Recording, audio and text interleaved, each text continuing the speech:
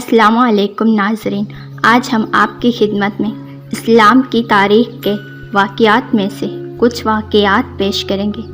اللہ تعالیٰ نے جب سے اس دنیا اور انسانوں کو پیدا کیا تو انسانوں کی ہدایت کے لیے اپنے صالح اور برگزیدہ بندے بھیجے، جنہیں انبیاء کرام کہا جاتا ہے۔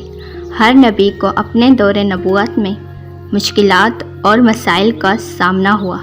اس ویڈیو میں ہم آپ کو اللہ کے نبی حضرت یعقوب علیہ السلام اور حضرت یوسف علیہ السلام کے دور نبوت کے چند واقعات بیان کریں گے۔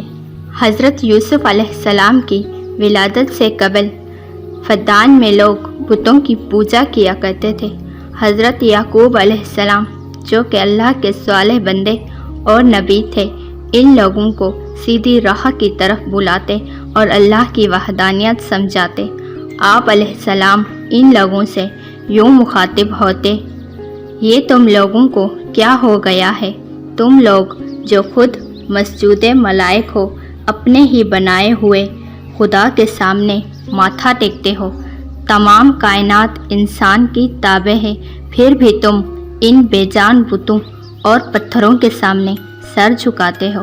تو ان لوگوں میں سے ایک شخص نے کہا: آپ یہ سب باتیں اپنے تئیں کر رہے ہیں اور بیکار میں ہمارے خداؤں کی توہین کر رہے ہیں۔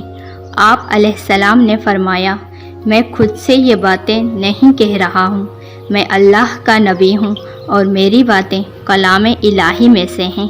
اس طرح آپ علیہ السلام لوگوں کو اللہ کی طرف بلاتے اور لوگوں کو فرماتے کہ یہ کیسا خود پر ظلم ہے کہ اللہ خداوند قادر مطلق کو چھوڑ کر کمزور اور ناتواں بتوں کی پرستش کرتے ہو۔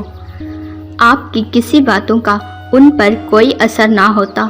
آپ علیہ السلام کی بات ماننے کے بجائے وہ لوگ آپ علیہ السلام کے بارے میں باتیں بنانا شروع کر دیتے اور کہتے کہ یعقوب علیہ السلام کی انہی کفر آمیز باتوں کی وجہ سے اشتار خدا غضبناک ہے اور فدان میں بارش نہیں برستی۔ بت پرست کاہن بے حد ظالم تھے۔ وہ بتوں کے خلاف بات کرنے والوں کو سرے عام نظر آتش کر دیتے، لیکن ان ظالموں کے ہاتھ آپ علیہ السلام تک نہ پہنچتے، کیونکہ آپ علیہ السلام کے ماموں جو کہ آپ علیہ السلام کے سسر بھی تھے، فدان کے حاکم تھے۔ یہ ان دنوں کی بات ہے جب حضرت یوسف علیہ السلام اپنی والدہ محترمہ کے شکم مبارک میں تھے۔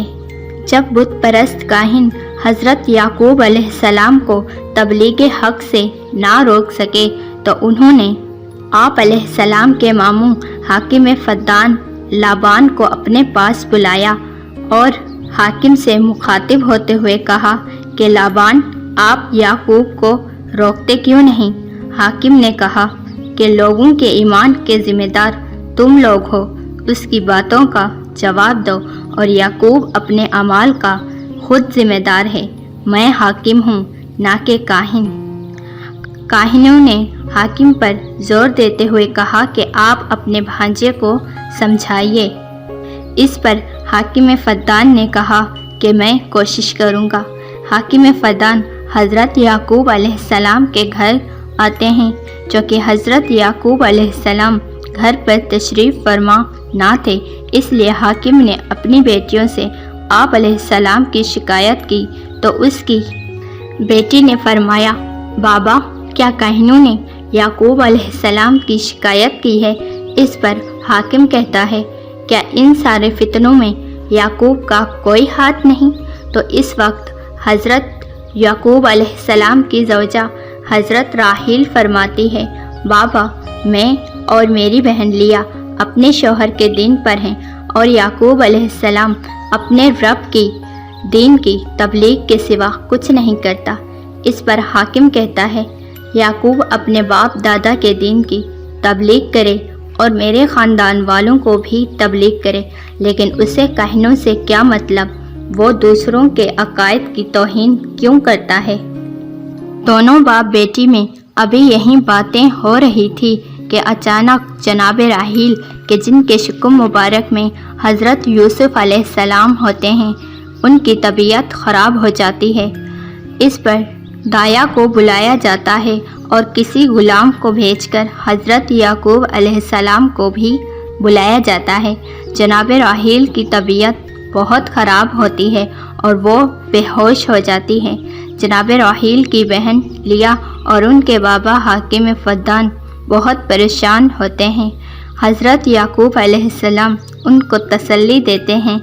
صبح سے شام ہو جاتی ہے، سب لوگ باتیں بناتے ہیں کہ ان پر خداؤں کا عذاب نازل ہوا ہے، کیونکہ اشتر جادوگرنی جو کہ اشتار بت کی بڑی پیروکار ہے، اس نے کہا تھا کہ اشتار کے دشمنوں پر سب سے پہلے عذاب آئے گا۔ حضرت یعقوب علیہ السلام ان باتوں کی پرواہ کیے بغیر گھر سے چلے جاتے ہیں اور تنہائی میں اپنے رب سے راز و نیاز کرتے ہیں۔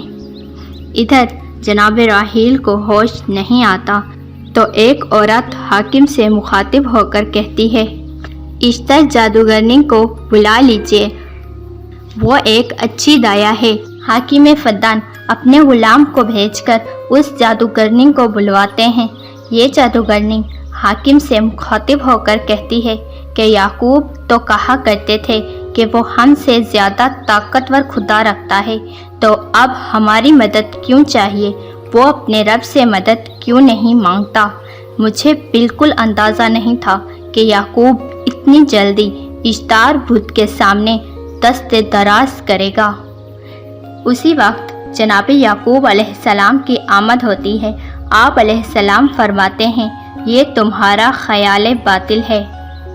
تب اشتر کہتی ہے، بہت جلد یہ خیال باطل سچ ہو جائے گا اور آپ اپنی آنکھوں کے سامنے اپنی بیوی اور بچے کو دم توڑتا دیکھیں گے۔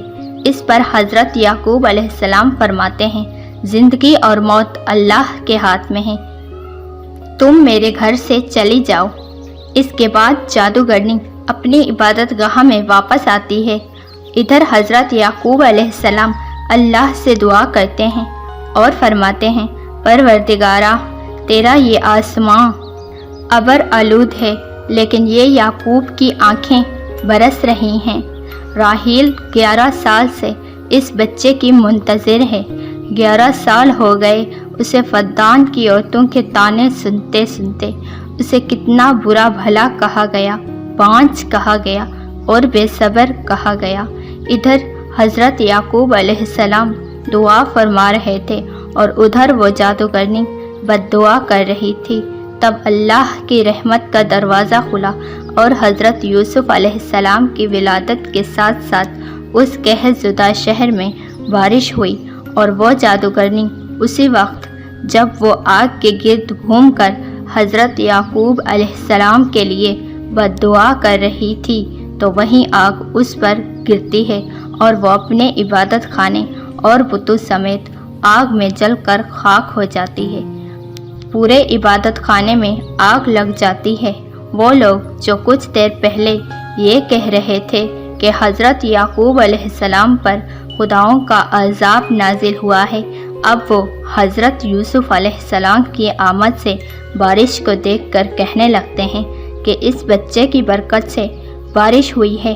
اس کے ساتھ ہی جب ان لوگوں کو معلوم ہوتا ہے کہ جادوگرنی اور ان کے بت سب جل کر راکھ ہو گئے ہیں، تو وہ سب کے سب شہر والے حاکم فدان سمیت حضرت یعقوب علیہ السلام کے خدا پر ایمان لے آتے ہیں۔